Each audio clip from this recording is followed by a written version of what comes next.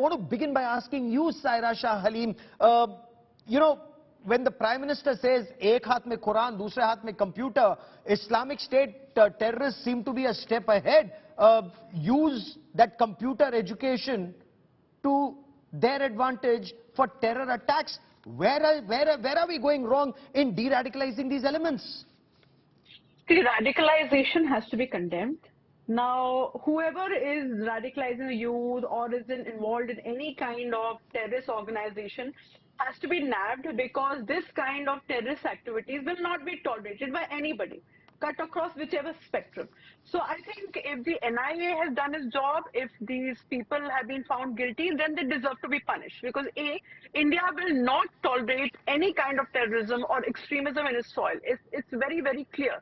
And I think we should give a very resounding message that anyone who is radicalizing the youth, or anybody who is found guilty in trying to implicate anybody, or trying to put bombs, or whether it's in a pressure cooker or anywhere else, has to be given a very, very stern message that this will not be tolerated, and I think there should be zero tolerance towards zero tolerance for terror. I completely agree, but I want to get into the mindset not just of those who are radicalizing, but even these elements who are getting radicalized. You live in India and you're out to burn India. General Hasnain, what do you make of this? That these are educated young men who should actually be, taking this country forward. They are the ones who are being tasked to carry out an attack in a temple, at something like a DRDO, any facility that would take this country forward, destroy peace in India. You need to go back to 2014, when the ISIS came into being. If you remember the kind of importance which was given to information technology and networking. May I remind our audience, 2015 February, a gentleman called Shami Witness, who was caught in Bangalore. He was running the ISIS account from Bangalore for a period of 8 months. The complete social media of the ISIS was being handled from there. That's the kind of importance the ISIS gave information technology. 40,000 fighters from internationally and people from high-end society, well-educated people, were motivated, inspired to come and join ISIS in Iraq and Syria, which was actually something very, very shocking. India was at a lower end at that time, the lower end of targeting at that particular time. But that seems to have dried up. And after the defeat in Mosul in 2018-19, the ISIS went into what is called a network state. It's not in a physical state, but in a network state. The networks once again came to the prime. And was finding most of this is being probably handled from Afghanistan, portions of ungoverned spaces in Pakistan. And may I remind everyone also the Sri Lankan tragedy, April 2019, do you remember the connection of the ISIS with Coimbatore? So we have got all these connections in southern India at the moment we are looking at. And it is the better educated that we are looking at people essentially who can get into robotics, for example. Robotics is a domain which is very, very important for those who are planning terror attacks. Because that keeps a terrorist safe for himself and, sort of endangers everyone else around him. So there's no doubt your contention absolutely correct that these are educated people. How have they got radicalized?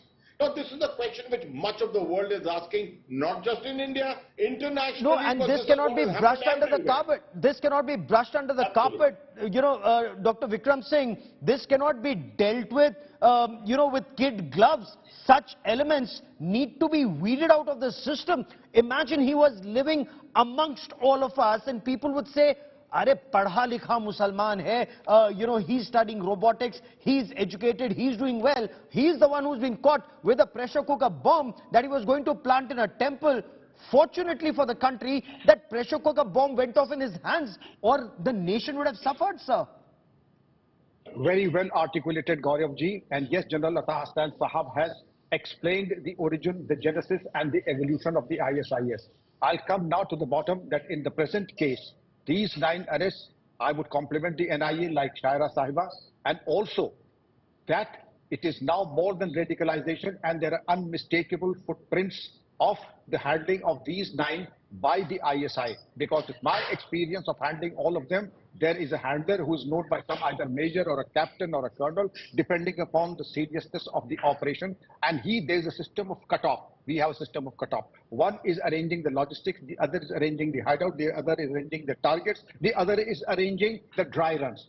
So the baptism part is over. Radicalization happened much earlier. Now it is the wiring of the mind to go in, where to go and how to go about, and that wiring of the mind is being adjusted and monitored by the colonel. The dangerous thing now, Gaurav ji, is to understand the ramifications. They were introduced to robotics. I would say the other 2 disruptive technologies, artificial intelligence and the drone technology, also are a cause of concern. But I think that we have it in us to neutralize not only them. And let me also assure you, these are not representatives. General Atta Hasnan Sahab, I salute you. You represent the Muslims of India. Saira Sahiba represents the Muslims of India. These are misguided youth, and I say misguided. Normally, I would have used very harsh words, but yes, they are youngsters. They have been misguided, and radicalization is something like the pandemic. It has to be addressed not only in India, but the world over. And but clearly not with an aspirin. You know, this is that cancer of terror cannot be dealt with. Aspirin has to have harsh chemotherapy if you need to sort this out, if you have to sort out the cancer of terror. But, you know, they are being shown videos of beheading. They are being taught how to behead. They are being taught how to assassinate. They are being taught how to make Molotov cocktails.